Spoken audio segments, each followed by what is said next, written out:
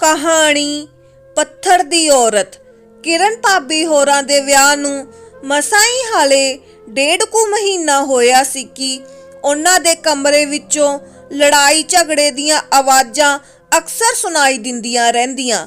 ਮੇਰੀ ਐਸੀ ਕੋਈ ਵੀ ਮਨੋਸਥਿਤੀ ਜਾਂ ਭਾਵਨਾ ਨਹੀਂ ਹੁੰਦੀ ਸੀ ਕਿ ਮੈਂ ਉਹਨਾਂ ਦੀਆਂ ਗੱਲਾਂ ਨੂੰ ਸੁਣਾ, ਪਰ ਵੀਰੇ ਦਾ ਭਾਬੀ ਪ੍ਰਤੀ ਰੁੱਖਾ ਜਿਹਾ ਵਿਵਹਾਰ ਅਕਸਰ ਹੀ ਇਹ ਨਿਸ਼ਾਨ ਛੱਡ ਜਾਂਦਾ ਸੀ ਕਿ ਉਹਨਾਂ ਦਾ ਰਿਸ਼ਤਾ ਕੁਝ ਠੀਕ ਤਰ੍ਹਾਂ ਨਹੀਂ ਚੱਲ ਰਿਹਾ। ਦੂਜੇ ਪਾਸੇ ਮੈਂ ਸੋਚ ਕੇ ਹੈਰਾਨ ਸੀ ਕਿ ਨਵਾਂ ਵਿਆਹਿਆ ਜੋੜਾ ਹਾਲੇ ਤੋਂ ਹੀ ਇੱਕ ਦੂਸਰੇ ਨਾਲ ਲਾ ਕੇ ਨਹੀਂ ਖਾ ਰਿਹਾ ਤਾਂ ਸਾਰੀ ਜ਼ਿੰਦਗੀ ਕੱਟਣੀ ਡਾਢੀ ਮੁਸੀਬਤ ਬਣ ਜਾਵੇਗੀ। ਕਦੇ ਮੈਂ ਸੋਚਦੀ ਕਿ ਭਾਬੀ ਨੂੰ ਜਾ ਕੇ ਪੁੱਛ ਲਵਾਂ, ਪਰ ਫਿਰ ਇਹ ਸੋਚ ਕੇ ਚੁੱਪ ਹੋ ਜਾਂਦੀ ਸੀ ਕਿ ਉਹਨਾਂ ਦੀ ਨਿੱਜੀ ਜ਼ਿੰਦਗੀ ਦਾ ਮਾਮਲਾ ਹੈ। ਮੈਂ ਜੇਕਰ ਵਿੱਚ ਦਖਲ ਅੰਦਾਜ਼ੀ ਨਾ ਦਵਾਂ ਤਾਂ ਬਿਹਤਰ ਹੋਵੇਗਾ। ਪਹਿਲਾਂ ਤਾਂ ਮੈਨੂੰ ਭਾਬੀ ਦਾ ਸੁਭਾਅ ਥੋੜਾ ਜਿਹਾ ਰੁੱਖਾ ਲੱਗਿਆ, ਪਰ ਬਜ਼ੁਰਗਾਂ ਦੇ ਕਥਨ ਅਨੁਸਾਰ ਰਾਹ ਪਿਆ ਜਾਣੀਏ ਵਾਹ ਪਿਆ ਜਾਣੀਏ, ਤੇ ਮੈਨੂੰ ਵੀ ਭਾਬੀ ਦੇ ਨਾਲ ਵਾਹ ਪੈਣ ਤੋਂ ਬਾਅਦ ਹੀ ਪਤਾ ਲੱਗਿਆ ਕਿ ਭਾਬੀ ਬਹੁਤ ਚੰਗੇ ਸੁਭਾਅ ਦੀ ਹੈ। ਦਰਅਸਲ ਮੈਨੂੰ ਭਾਬੀ ਦੇ ਵਿਆਹ ਤੋਂ ਬਾਅਦ ਭਾਬੀ ਨਾਲ ਰਹਿਣ ਦਾ ਮੌਕਾ ਹੀ ਹੁਣ ਮਿਲਿਆ ਸੀ। ਇੱਕ ਦਿਨ ਮੈਂ ਆਪਣੇ ਹੋਸਟਲ ਰੂਮ ਵਿੱਚ ਬੈਠ ਪੜ੍ਹ ਰਹੀ ਸੀ ਤੇ ਰਾਤ ਨੂੰ ਹੀ ਸੌਣ ਲੱਗੀ ਸੀ ਕਿ ਮੇਰਾ ਫੋਨ ਖੜਕਿਆ। ਮੈਂ ਫੋਨ ਚੁੱਕਿਆ ਤਾਂ ਅੱਗੋਂ ਮੰਮੀ ਦੀ ਆਵਾਜ਼ ਸੁਣੀ, ਵਧਾਈਆਂ ਹੋਣ ਪੁੱਤ ਗੀਤ, ਤੈਨੂੰ ਤੇਰੇ ਵੀਰ ਦਾ ਵਿਆਹ ਆ ਗਿਆ। 3 ਮਹੀਨੇ ਦੀ 13 ਤਰੀਕ ਦਾ ਵਿਆਹ ਹੈ। ਇਹ ਸੁਣ ਕੇ ਮੈਨੂੰ ਚਾਅ ਜਿਹਾ ਚੜ ਗਿਆ, ਪਰ 14 ਮਾਰਚ ਹੀ ਮੇਰਾ ਨੌਕਰੀ ਦਾ ਪੇਪਰ ਸੀ ਜਿਸ ਦੇ ਫਾਰਮ ਭਰੇ ਹੋਏ ਸੀ ਤੇ ਉਸ ਤੋਂ ਬਾਅਦ ਹੀ ਆਪਣੇ ਕੋਰਸ ਦੇ ਫਾਈਨਲ ਪੇਪਰਾਂ ਦੀ ਤਿਆਰੀ ਵੀ ਕਰਨੀ ਸੀ। ਤਾਂ ਹੀ ਮੈਂ ਅਗਲੇ ਦਿਨ ਹੀ ਵਾਪਸ ਮੁਹਾਲੀ ਆਪਣੇ ਹੋਸਟਲ ਵਿੱਚ ਆ ਗਈ। ਉਸ ਤੋਂ ਬਾਅਦ ਆਪਣੇ ਕੋਰਸ ਦੇ ਪੱਕੇ ਪੇਪਰ ਦੇ ਕੇ ਘਰੇ ਪਰਤੀ ਸੀ। ਮੈਨੂੰ ਹੁਣ ਆਈ ਨੂੰ 10 ਦਿਨ ਹੋ ਗਏ ਸੀ। ਸੋਚਿਆ ਸੀ ਵੀ ਨਵੀਂ ਵਿਆਹੀ ਭਾਬੀ ਨਾਲ ਮੌਜ ਮਸਤੀਆਂ ਕਰਾਂਗੇ, ਪਰ ਭਾਬੀ ਕੁਛ ਚੁੱਪ ਰਹਿੰਦੀ। ਮੈਨੂੰ ਇੰਜ ਲੱਗਦਾ ਸੀ ਕਿ ਭਾਬੀ ਆਪਣੀ ਮਾਂ ਦੀ ਵਜ੍ਹਾ ਕਰਕੇ ਜ਼ਿਆਦਾ ਚੁੱਪ ਰਹਿੰਦੀ ਹੈ, ਕਿਉਂਕਿ ਵਿਆਹ ਤੋਂ ਕੁਝ ਚਿਰ ਬਾਅਦ ਹੀ ਭਾਬੀ ਦੇ ਮਾਤਾ ਜੀ ਸਵਰਗ ਸਿਧਾਰ ਗਏ ਸੀ। ਪਰ ਨਿੱਤ ਦੇ ਹੁੰਦੇ ਕਲੇਸ਼ ਨਾਲ ਭਾਬੀ ਚੁੱਪ-ਚਪੀਤੀ ਜਿਹੀ ਰਹਿੰਦੀ। ਕੰਮਕਾਰ ਮੁਕਾ ਕੇ ਉਹ ਆਪਣੇ ਕਮਰੇ ਵਿੱਚ ਚਲੀ ਜਾਂਦੀ ਤੇ ਆਪਣੇ ਲੈਪਟਾਪ ਵਿੱਚ ਕੰਮ ਕਰਨ ਲੱਗ ਜਾਂਦੀ। ਕਿਰਨ ਭਾਬੀ ਨੇ ਵੀ BCA ਕੀਤੀ ਹੋਈ ਸੀ। ਵੈਸੇ ਉਸ ਨੂੰ ਘਰ ਪਰਿਵਾਰ ਵੱਲੋਂ ਨੌਕਰੀ ਕਰਨ ਦੀ ਪੂਰੀ ਖੁੱਲ੍ਹ ਸੀ, ਪਰ ਹੁਣ ਉਹ ਆਪ ਹੀ ਕਹਿ ਦਿੰਦੀ ਸੀ ਕਿ ਮੈਂ ਨੌਕਰੀ ਨਹੀਂ ਕਰਨੀ, ਜਦੋਂ ਕਦੇ ਮਨ ਬਣਿਆ ਤਾਂ ਜੁਆਇਨ ਕਰ ਲਵਾਂਗੀ। ਦੂਜੇ ਪਾਸੇ ਮੈਨੂੰ ਭਾਬੀ ਦਾ ਇੰਨੀ ਪੜ੍ਹਾਈ ਕਰਕੇ ਘਰੇ ਬਹਿਣਾ ਮਨਜ਼ੂਰ ਨਹੀਂ ਸੀ, ਪਰ ਮੈਂ ਇਹ ਵੀ ਭਲੀ ਭਾਂਤੀ ਜਾਣਦੀ ਸੀ ਕਿ ਭਾਬੀ ਦੀ ਮਾਨਸਿਕ ਸਥਿਤੀ ਹਾਲੇ ਠੀਕ ਨਹੀਂ ਤੇ ਜਦੋਂ ਬੰਦੇ ਦਾ ਮਨ ਹੀ ਨਾ ਹੋਵੇ ਕੋਈ ਕੰਮ ਨਹੀਂ ਕਰ ਸਕਦਾ। ਵੀਰ ਤਾਂ ਵੀਰ, ਦੂਜੇ ਪਾਸੇ ਮੰਮੀ ਵੀ ਕਦੇ ਪਾਰਾ ਵਧਾ ਲੈਂਦੀ ਸੀ। ਅਖੇ ਜਿਸ ਦਿਨ ਦੀ ਆਈ ਹੈ ਮੁੰਡੇ ਨਾਲ ਕਲੇਸ਼ ਨਹੀਂ ਕਰਨੋਂ ਹਟਦੀ। ਪਤਾ ਨਹੀਂ ਕਿਹੜੀਆਂ ਡੂੰਘੀਆਂ ਗੱਲਾਂ ਇਹਨਾਂ ਦੀਆਂ ਜੋ ਕਿਸੇ ਨਾਲ ਸਾਂਝੀਆਂ ਨਹੀਂ ਕਰਦੇ। ਕਦੇ ਤਾਂ ਮੁੰਡਾ ਰੋਟੀ ਖਾਧੇ ਬਿਨਾਂ ਹੀ ਘਰੋਂ ਬਾਹਰ ਨਿਕਲ ਜਾਂਦਾ ਹੈ ਤੇ ਇਸ ਮਹਾਰਾਣੀ ਨੂੰ ਕੋਈ ਫਿਕਰ ਨਹੀਂ। ਦੂਜੇ ਪਾਸੇ ਭਾਬੀ ਸਭ ਗੱਲਾਂ ਸੁਣ ਕੇ ਵੀ ਕੁਝ ਨਹੀਂ ਸੀ ਬੋਲਦੀ। ਹਾਂ, ਵੀਰੇ ਅੱਗੇ ਲਾਜ਼ਮੀ ਬੋਲ ਪੈਂਦੀ ਸੀ, ਪਰ ਉਹਨੇ ਘਰਦਿਆਂ ਨੂੰ ਕਦੇ ਮੁੜ ਕੇ ਜਵਾਬ ਨਹੀਂ ਸੀ ਦਿੱਤਾ। ਇੱਕ ਦਿਨ ਵੀਰਾ ਤੇ ਭਾਬੀ ਬੋਲ ਰਹੇ ਸਨ ਕਿ ਭਾਬੀ ਬਾਹਰ ਆਈ ਤੇ ਵੀਰਾ ਉਹਦੇ ਉੱਤੇ ਹੱਥ ਚੱਕਦੇ ਰਹਿ ਗਿਆ। ਉਹ ਦ੍ਰਿਸ਼ ਨੇ ਮੈਨੂੰ ਹੋਰ ਜ਼ਿਆਦਾ ਸੋਚਾਂ ਵਿੱਚ ਪਾ ਦਿੱਤਾ ਕਿ ਇਹਨਾਂ ਦੀ ਜ਼ਿੰਦਗੀ ਵਿੱਚ ਅਜਿਹਾ ਕੀ ਚੱਲ ਰਿਹਾ ਹੈ ਕਿ 2 ਮਹੀਨਿਆਂ ਵਿੱਚ ਹੀ ਗੱਲ ਇਸ ਹੱਦ ਤੱਕ ਪਹੁੰਚ ਗਈ ਕਿ ਵੀਰ ਨੇ ਅੱਜ ਭਾਬੀ ਤੇ ਹੱਥ ਚੁੱਕਣ ਦੀ ਕੋਸ਼ਿਸ਼ ਕੀਤੀ। ਉਸ ਦਿਨ ਭਾਬੀ ਕੁਝ ਹੋਰ ਵੀ ਉਦਾਸ ਲੱਗ ਰਹੀ ਸੀ। ਦੁਪਹਿਰ ਦੀ ਰੋਟੀ ਖਾ ਕੇ ਮੰਮੀ ਜਰਾ ਸੋ ਗਏ ਤੇ ਭਾਬੀ ਆਪਣੇ ਕਮਰੇ ਵਿੱਚ ਚਲੇ ਗਏ। ਥੋੜੀ ਦੇਰ ਬਾਅਦ ਮੈਂ ਵੀ ਭਾਬੀ ਕੋਲ ਚਲੀ ਗਈ। ਅੰਦਰ ਜਾ ਕੇ ਵੇਖਿਆ ਤਾਂ ਭਾਬੀ ਬੈਠੀ ਰੋ ਰਹੀ ਸੀ। ਉਹਨੇ ਆਪਣੀ ਨਜ਼ਰ ਇਸ ਕਦਰ ਫੋਨ ਤੇ ਟਿਕਾਈ ਹੋਈ ਸੀ ਕਿ ਉਹਨਾਂ ਨੂੰ ਮੇਰੇ ਆਉਣ ਦਾ ਵੀ ਪਤਾ ਨਾ ਲੱਗਿਆ। ਮੈਂ ਜਾ ਕੇ ਜਦੋਂ ਬੈਠੀ ਤਾਂ ਉਹਨੇ ਇੱਕਦਮ ਫੋਨ ਰੱਖ ਕੇ ਆਪਣੀਆਂ ਅੱਖਾਂ ਪੂੰਝੀਆਂ ਤੇ ਹਲਕੀ ਜਿਹੀ ਆਵਾਜ਼ ਵਿੱਚ ਮੈਨੂੰ ਪੁੱਛਿਆ, ਹਾਂ ਗੀਤ, ਕੁਛ ਚਾਹੀਦਾ ਹੈ ਤੈਨੂੰ? ਤੇ ਮੈਂ ਭਾਬੀ ਨੂੰ ਕਿਹਾ, ਭਾਬੀ जेकर मैं कुछ मंगा तां दवेंगी ना? अग्गों भाबी बोली। गीत कमली है, पुछण वाली किहड़ी गल है? बोल तैनूं की चाहीदा है?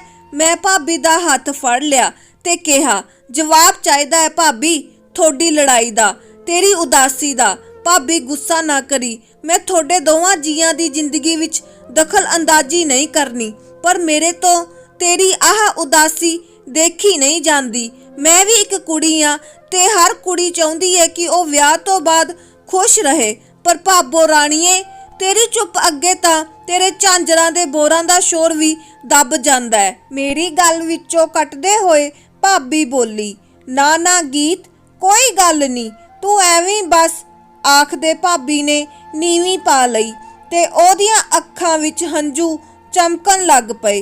फिर मैं उस दा हत्थ घुट के फड़ लिया ते कहा, भाबी मैनू अपनी ननान ना समझी, निक्की भैन समझी, ते हाँ जे दस्सण वाली गल होई तां जरूर दसी। नाले सियाणे भी कहंदे ने, मन दे बोझ नालों वड्डा कोई बोझ नहीं हुंदा। हो सके तां मन हौला जरूर कर लई। हुण मैं चलदी ऐ भाबी। इन्ना कह के मैं उत्थों चली गई। हुण मैं भाबी कोल अक्सर ही बैठ जाया करदी सी, पर ਉਹਨੇ ਮੈਨੂੰ कुछ दस्सिया नहीं सी। शायद दुनिया विच ननान भाबी दे रिश्ते नूं जिवें दर्शाया जांदा है, उस वजह करके उसदा मेरे ते यकीन करना थोड़ा जिहा मुश्किल सी। पर मेरे मन विच अजिहा कुछ भी नहीं सी कि मैं अपनी भाबी दा घर तोड़ा, क्योंकि उत्थे मैं सिर्फ उसदी ननान नहीं बल्कि एक औरत भी हाँ। इसे तरह एक दिन फिर वेली होके भाबी दे कमरे विच गई ही सी ते भाबी अज भी फोन नूं वेख के रो रही सी। मेरे जांदे ही ਉਹਨੇ मैनू घुट के जफ्फी पाई ते रोन लग पई। मैं भाबी नूं चुप करवाया ते पानी पियाया ते कहा कि भाबी मैनू गल दस की है। अखां पूंझ के भाबी पानी दा गिलास मेज ते रखन लगी कि मेरी निगाह उन्हां दे फोन ते पई। फोन एकदम वेख के मेरे मूहों निकल पिया, कीरत वीरा। इन्ना सुनते ही भाबी ने मेरा हत्थ चुक के अपने सिर ते रख लिया ते कहंदी, गीत तू मैनू अपनी वड्डी भैन समझिया है ना, तां तैनू मेरे सिर सौं लगे, किसे नू दस्सी ना। चंगा भाबी नहीं दसदी, पर कीरत वीरे दी फोटो तेरे कोल? हाँ गीत, परम नू भी पता है। इन्ना सुन के मैं क्या, भाबी तां ही थोड़े दोवां विच लड़ाई? बोलदे बोलदे मैं चुप हो गई, पर भाबी अपनियां अखां पूंझदे होए बोली, गीत तू किवें जानदी है कीरत नू? हाँ भाबी, कई बार परम वीरे नाल घर आया सी कीरत वीरा। पर भाबी तू ओ खुश नसीब कुड़ी है जिहदियां कीरत वीरा सिफता करदा रहिंदा सी। मन भर के भाबी बोली, हाँ गीत, बहुत प्यार करदे सी असीं एक दूजे नूं। मैं परम दे कीरत इक्को कालज विच पढ़दे सी। परम कीरत दा बहुत पक्का दोस्त सी। वेख भाबी, मैं बाहर ही पढ़ी हाँ, तां ही मैनू कुछ नहीं पता, बस छुट्टियां विच आई होई सी ते कीरत वीर 2-3 दिनां बाद परमवीर नाल घर गेड़ा मार लैंदा सी, तां करके जानदी है। हाँ गीत, तैनू कुछ नहीं पता मेरा विआह किवें होया, साडी जिंदगी किवें बर्बाद हो गई। मैं दसदी हाँ तैनू। दरअसल परम ते मेरा भरा भी आपस च बहुत पक्के दोस्त ने। गीत बापू सानू न्याणी उमरे छड्ड के तुर गया।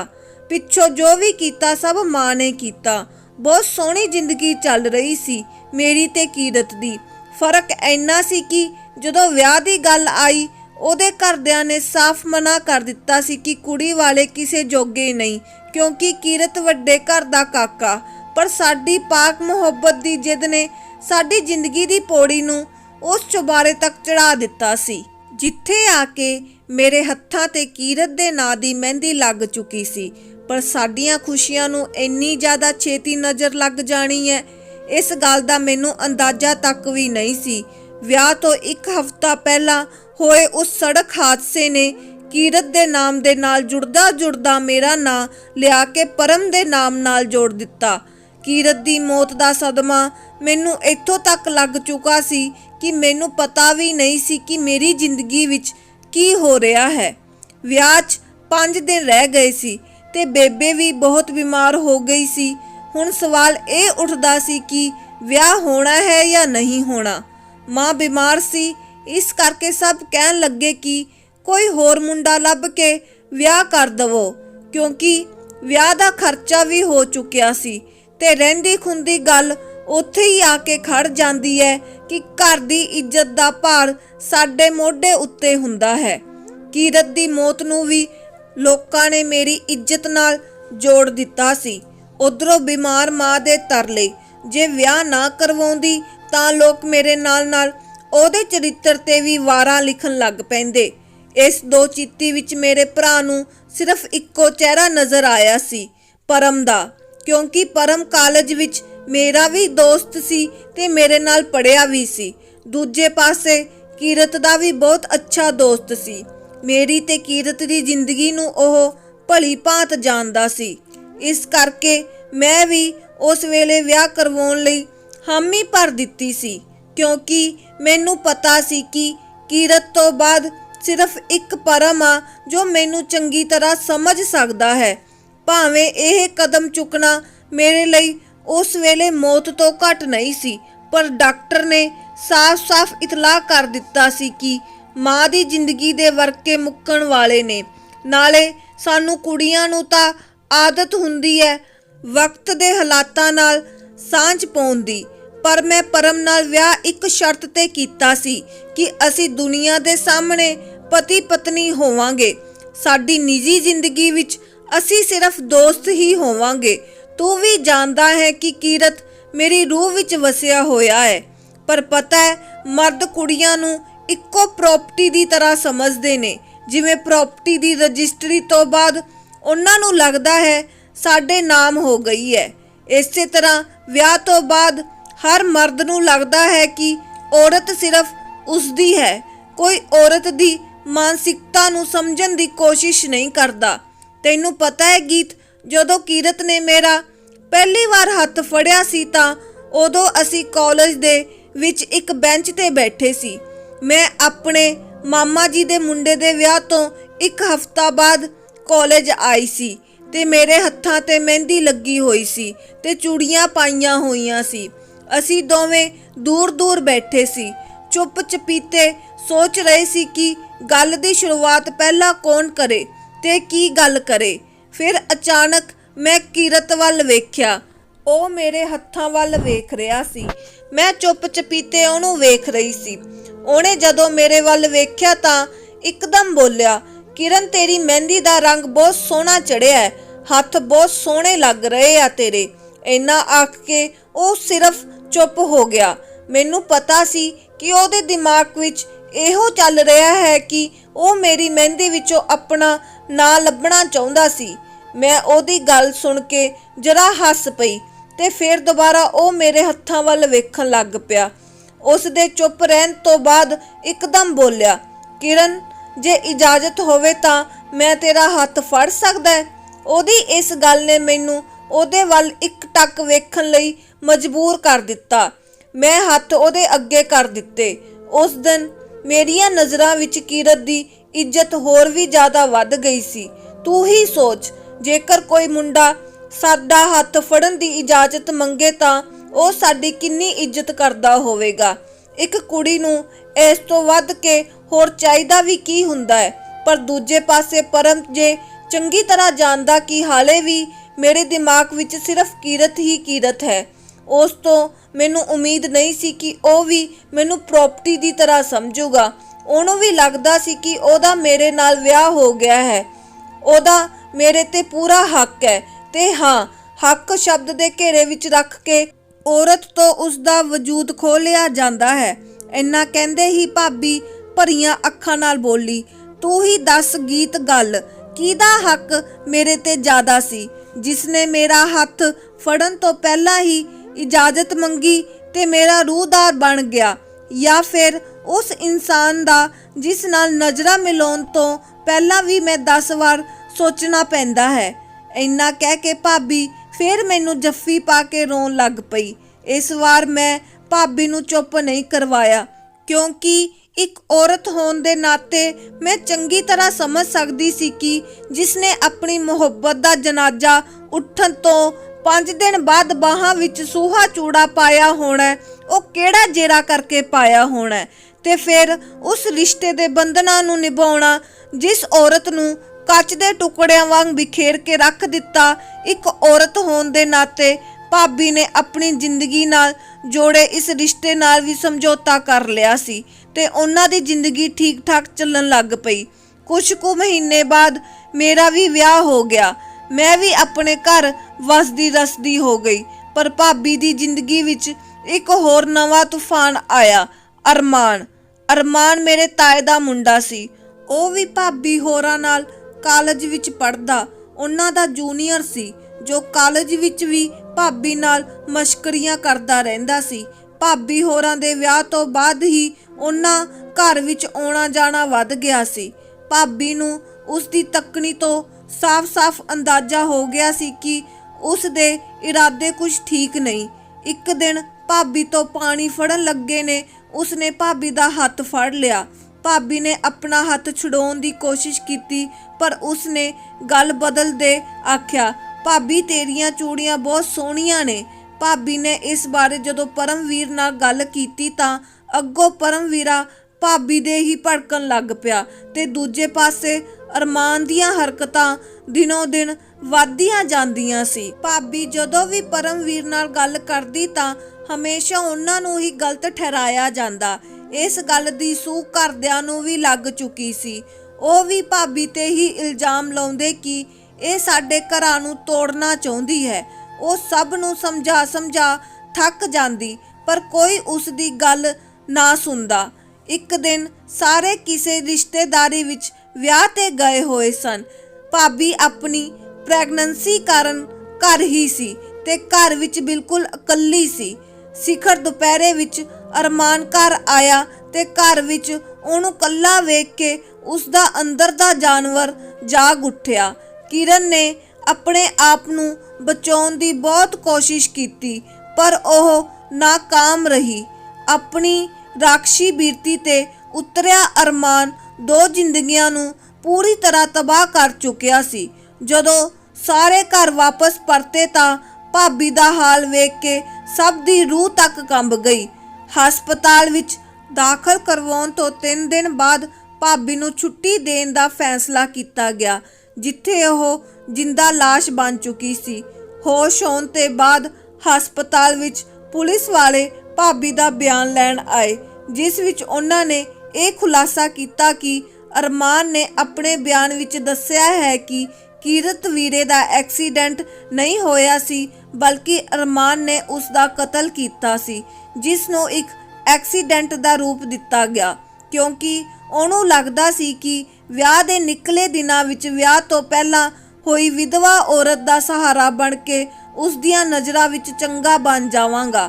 ਪਰ ਉਸ ਨੂੰ ਇਹ ਨਹੀਂ ਪਤਾ ਸੀ ਕਿ ਪਰਮ ਦੀ ਦੋਸਤੀ ਵੀ ਵਿੱਚ ਆ ਜਾਊਗੀ। ਇਹ ਸਭ ਦੱਸ ਕੇ ਪੁਲਿਸ ਭਾਬੀ ਦੇ ਬਿਆਨ ਲੈਣ ਲਈ ਵਾਰ-ਵਾਰ ਭਾਬੀ ਨੂੰ ਹਿਲਾ ਰਹੀ ਸੀ ਤੇ ਭਾਬੀ ਚੁੱਪ ਚੁਪੀਤੀ ਹਸਪਤਾਲ ਦੇ ਬੈੱਡ ਤੇ ਨਾਲ ਢੋ ਲਾ ਕੇ ਬੈਠੀ ਰਹੀ। ਦੂਜੇ ਪਾਸੇ ਨਰਸ ਨੇ ਆ ਕੇ ਦੱਸ ਦਿੱਤਾ ਸੀ ਕਿ ਉਹ ਆਪਣਾ ਬੱਚਾ ਖੋ ਚੁੱਕੀ ਹੈ। ਇੰਨਾ ਸੁਣਦੇ ਹੀ ਭਾਬੀ ਨੇ ਇੱਕ ਲੰਬਾ ਹੌਂਕਾ ਭਰਿਆ ਤੇ ਕੁਝ ਨਹੀਂ ਬੋਲੀ। ਹੁਣ ਜੋ ਵੀ ਉਸ ਨਾਲ ਗੱਲ ਕਰਨ ਦੀ ਕੋਸ਼ਿਸ਼ ਕਰਦਾ ਭਾਬੀ ਚੁੱਪ ਬੈਠੀ ਰਹਿੰਦੀ। ਮੈਂ ਭਾਬੀ ਕੋਲ ਜਾ ਕੇ ਉਸ ਦਾ ਹੱਥ ਫੜਿਆ ਤੇ ਉਦੋਂ ਵੀ ਉਸ ਵੱਲੋਂ ਕੋਈ ਜਵਾਬਦੇਹੀ ਨਹੀਂ ਆਈ। ਮੈਂ ਬਸ ਭਾਬੀ ਵੱਲ ਵੇਖ ਰਹੀ ਸੀ ਤੇ ਮੈਨੂੰ ਇੰਜ ਲੱਗਦਾ ਸੀ ਕਿ ਮੇਰੇ ਸਾਹਮਣੇ ਕਿਰਨ ਭਾਬੀ ਨਹੀਂ ਬਲਕਿ ਇੱਕ ਪੱਥਰ ਦੀ ਔਰਤ ਬੈਠੀ ਹੈ। ਧੰਨਵਾਦ।